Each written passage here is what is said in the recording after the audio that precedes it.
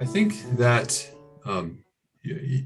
economics is central to society. It's really central to understanding of how society operates, how it operates well and not well, within values and without values.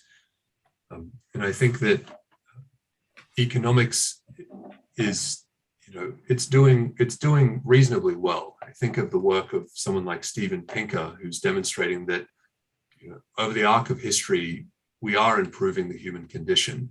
We are, there's less war, there's better lifespan for people, things like this. We are doing well, and economics has got a lot to, we should thank it for that in many ways, but there are still a lot of issues that it doesn't serve us well with.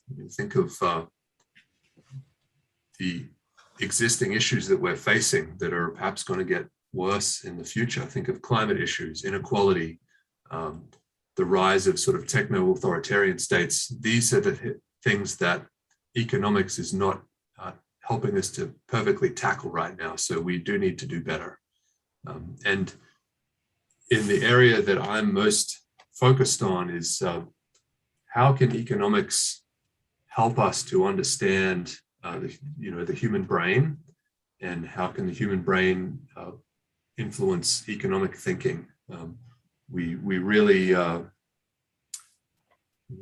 need to recognize that the human brain is central to the way that we interface with the world, and it's central to our decision making and how we operate in daily life. And there are a lot of brain related issues right now. We think about the economic effect of brain health disorders, whether it's autism in kids, depression in adults, Alzheimer's in older adults. These issues cost the global economy trillions of dollars right now, and worse, even more costly during COVID, and projected to get way more costly into the future, potentially into the tens of trillions of dollars a year in lost productivity. So the modern economy is obviously, unfortunately, in many ways nurturing this disorder. So how do we think about modifying the economy to be less creative of these issues? And how do we factor them into economic thinking, and then economic engineering and policy making is very critical.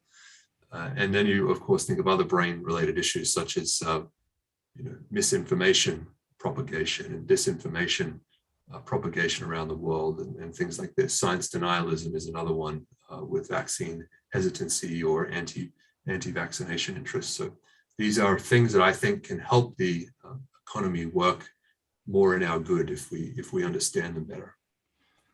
Yeah, and it's a very interesting angle because there was some research a few years ago by Avner Offer and colleagues at Oxford University on looking at obesity and just the differences between obesity rates in different countries, and even within the United States in different states. And to basically try and map onto that, is there an explanation for obesity stemming from the politico-economic system that we have?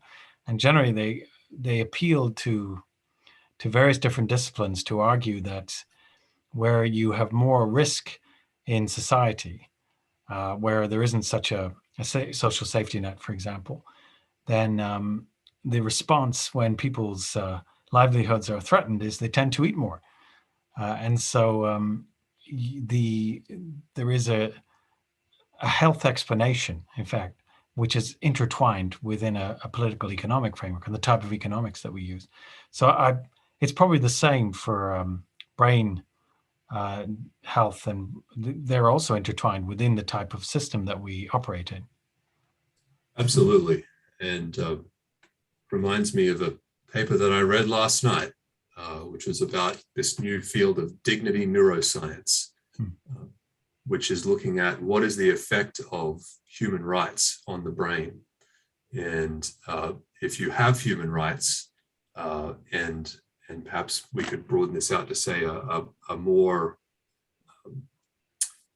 perhaps collectivist or nurturing economy, then you have better brain health. You have a stronger brain. You have thicker parts of the brain. You have thicker parts of the brain for executive function, but then also if you don't have universal human rights, or you have infringements, or you have an economic system that is overstressing people or causing them some kind of fear or whatnot, that can hyperactivate the limbic system, the emotional system. So if we can think about this dignity neuroscience framework, we can start to think about how do we tune our economic model to be better for our brains? How do we tune the economic model to look after the good parts of the brain and sort of quieten down the negative parts of the brain that are associated with fear and mistrust and all these types of things? And arguably, we're living in a world which is perpetuating indignity neuroscience on our brains. And how do we bring it back to dignity neuroscience? And that's the golden question that we need to understand. And I guess what we're trying to understand through the Neuroscience Inspired Policy Initiative.